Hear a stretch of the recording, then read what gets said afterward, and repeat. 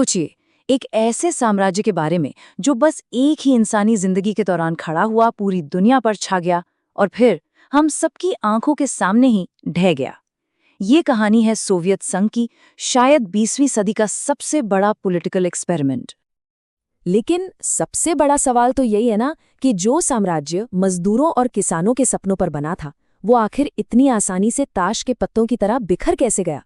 तो चलिए इस दिलचस्प कहानी की एक एक परत को खोलते हैं और समझने की कोशिश करते हैं कि आखिर हुआ क्या था। तो इस सफर में हम शुरुआत करेंगे उस क्रांति की चिंगारी से जिसने सब कुछ बदल दिया। फिर हम देखेंगे स्टालिन के लौह युग को, फिर द्वितीय विश्व युद्ध में इसकी सबसे बड़ी परीक्षा, इसके बाद शीत युद्ध का लंबा दौर और आखिर में हम उस पल तक पहुंचेंगे जब ये विशाल साम्राज्य खुद ही ढह गया। तो कहानी शुरू होती है बिल्कुल आग और अफरा तफरी के बीच से। एक ऐसा दौर जब एक रैडिकल समूह ने रूस की सदियों पुरानी व्यवस्था को जड़ से उखाड़ फेंका और दुनिया के पहले कम्युनिस्ट राज्य की नींव रखी। देखिए, 1917 में बोल्शेविकों ने पावर तो ले ली, लेकिन असली लड़ाई तो अब शुरू हुई थी। पूरा देश एक भयानक गृह युद्ध की आग में जल उठा। रेड आर्मी, व्हाइट आर्मी, लाखों लोग मारे गए। और इसी राख से साल 1922 में एक नए देश का जन्म हुआ, जिसे हम जानते हैं सोवियत संघ या यूएसएसआर के नाम से। अब सवाल ये है कि आखिर ये नया देश था क्या? इसका कोर आइडिया, इसका मूल सिद्धांत बहुत सिंपल था। सत्ता अब मजदूरों और किसानों के हाथ में होगी। सारी फैक्ट्रियों को सरकारी कर दिया गया और जमीन को लोगों में दोबारा बांटा गया। उस जमाने के लिए ये एक बिल्कुल ही रेडिकल, एक क्रांतिकारी विचार था। लेनिन के बाद सोवियत संघ की कमान एक ऐसे आदमी के हाथ में आई जिसका नाम इतिहास में हमेशा के लिए दर्ज हो गया, जोसेफ स्टालिन। स्टालिन ने देश को एक लोहे की मुट्ठी से चलाया। हाँ, उसने सोवियत संघ को एक औद्योगिक महाशक्ति बना दिया, लेकिन इसकी कीमत करोड़ों लोगों ने अपनी जान देकर चुकाई। स्टालिन का सबसे बड़ा हथियार वो थी उसकी पंचवर्षीय योजनाएं। ये एक बहुत ही महत्वाकांक्षी कार्यक्रम था। इसका लक्ष्य बिल्कुल साफ था, एक खेतीबाड़ी वाले देश को बस कुछ ही सालों में एक औद्योगिक पावर हाउस में बदल देना। और इसके नतीजे सच में हैरान करने वाले थे। स्टील, कोयला, मशीनरी, इन सब का उत्पादन इतनी तेजी से बढ़ा कि पूरी दुनिया देखती रह गई। सोवियत संघ ने कुछ ही सालों में वो कर दिखाया जिसे लोग नामुमकिन मानते थे। लेकिन इस पूरी चमक दमक के पीछे एक बहुत ही भयानक अंधेरा सच भी छिपा था। ये जो संख्या है ना, ये उस अंधेरे सच का बस एक छोटा सा हिस्सा है। 1,80,00,000 लोग। सोच के देखिए, इतने लोगों को स्टालिन के क्रूर गुलाग यानी फोर्स्ड लेबर कैंपों में धकेल दिया गया, जहां उनसे जानवरों से भी बदतर सुलूक किया जाता था। तो असलियत ये थी कि ये सारा विकास आतंक की बुनियाद पर खड़ा था। पहले किसानों से उनकी जमीनें जबरदस्ती छीन ली गईं। इसकी वजह से यूक्रेन में होलोडोमोर जैसा भयानक अकाल पड़ा। लाखों लोग भूख से मर गए। फिर जब उसे अपने ही साथियों पर शक हुआ तो स्टालिन ने द ग्रेट पर्ज शुरू किया। पार्टी और सेना के हजारों नेताओं को मरवा दिया गया। ये एक ऐसा सिस्टम था जो सिर्फ और सिर्फ डर पर टिका था। और अब वक्त था सोवियत संघ की सबसे बड़ी परीक्षा का, नाजी जर्मनी का हमला। इस एक हमले ने इस नई महाशक्ति के अस्तित्व को ही दांव पर लगा दिया। ये इंसानी इतिहास का सबसे खतरनाक, सबसे घातक युद्ध था। 1941 में जब हिटलर ने ऑपरेशन बारबरोजा शुरू किया तो शुरू में लगा कि बस सब खत्म हो जाएगा, लेकिन फिर आया स्टालिनग्राद। इस शहर में इतिहास की सबसे खूनी लड़ाइयों में से एक लड़ी गई और यहाँ पर सोवियत सेना ने ऐसा पलटवार किया कि पूरी दुनिया दंग रह गई।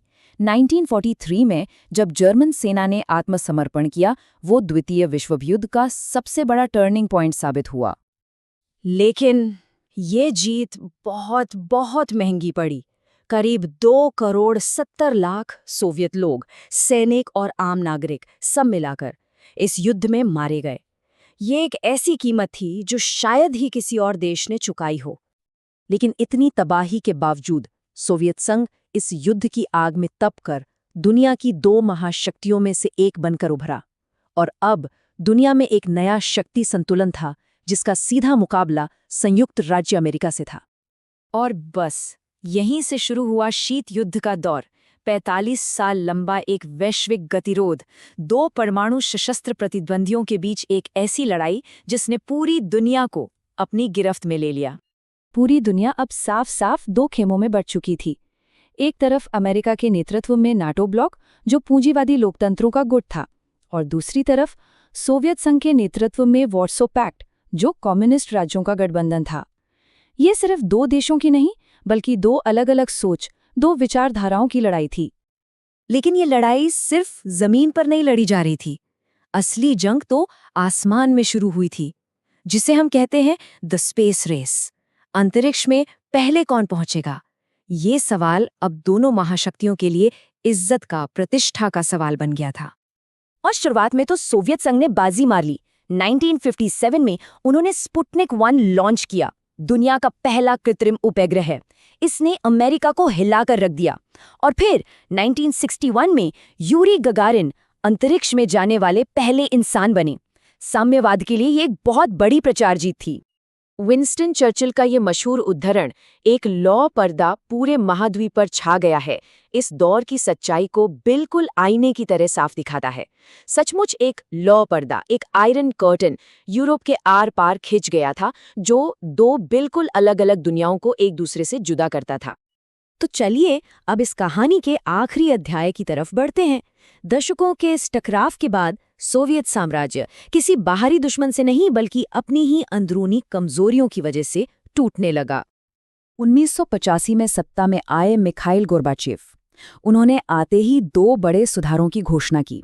पहला था पेरेस्ट्रोइका, जिसका मतलब था अर्थव्यवस्था में सुधार, और दूसरा था ग्लासनोस्त, यानी राजनीतिक खुलापन, खुलकर बात करने की आज़ादी।